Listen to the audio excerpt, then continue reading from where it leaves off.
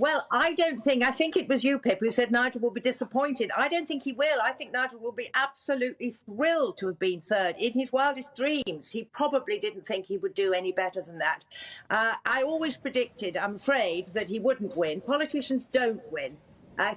Sam had it in his hand almost from the beginning, and it was very difficult to compete with that. So I think Nigel did absolutely brilliantly. He showed people what he's really like, and the public liked it. There were no tantrums, there was no this, there was no political lecturing, etc. He just answered the questions. And of course, he did the trials brilliantly, and that actually counts quite a lot in that jungle thing. People don't like wimps, and he proved that he wasn't a wimp. But do you know, the idea that he's going to come back and leap into bed with Boris Johnson is just fantasy. Why? Well, why would you strap yourself to a sinking ship? I mean, why would you? The Tory party is everything at the moment. The Tory party, everything that Nigel rejects, everything I reject, everything any true Tory would reject. They're social democrats, and the idea that he would team up with Boris is moonshine, but he's done brilliantly. Do you think, Christine, of course, he's almost like an honorary member of the Reform Party. Richard Tice leads that party, and we've got people like Ben Habib are very big in the party. Nigel hasn't done much. Do you think, if you were advising him, you would say to him, get back into the thick of the battle with Reform, whether he could bear to run for Parliament again, because he has tried and failed 7 times? Yeah.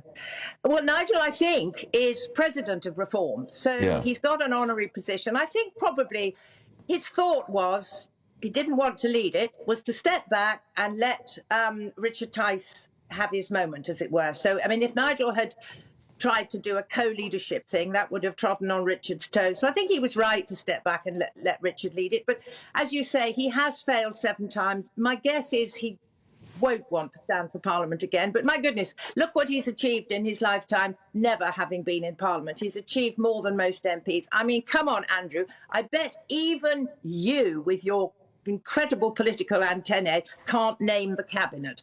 Everybody knows who Farage is, love him or loathe him. He's got visibility, which, of course, is one thing that a lot of politicians haven't got, and, of course, they dearly would love to have. So, you know, he's got a hell of a lot going for him, which is more than you can say for the Tories.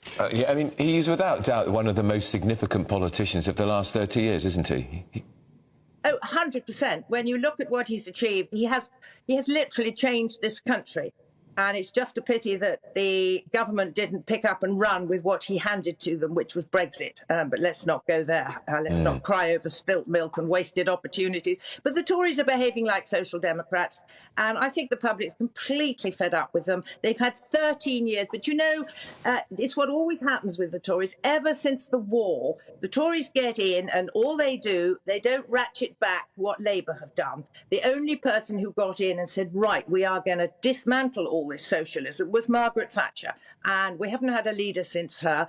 The Tory party have just slowly shifted, and Cameron took control of the candidates list when he was Prime Minister. He put in all the people who thought like him, and now look, there they are in the middle of the party. They're not Conservatives. They're going to screw up this Rwanda plan, which we might as well stop even thinking about it. It ain't going to happen.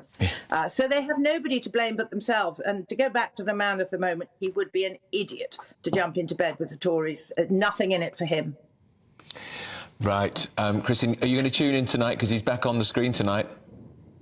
Absolutely. And just before I go, can I just one more time put my hat on?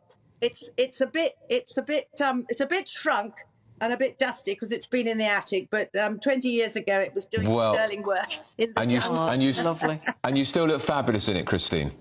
Oh, you're too kind. You can come again. That's Christine Hamilton, who, of course, was 3rd place in the very first time a Celebrity I got you out of.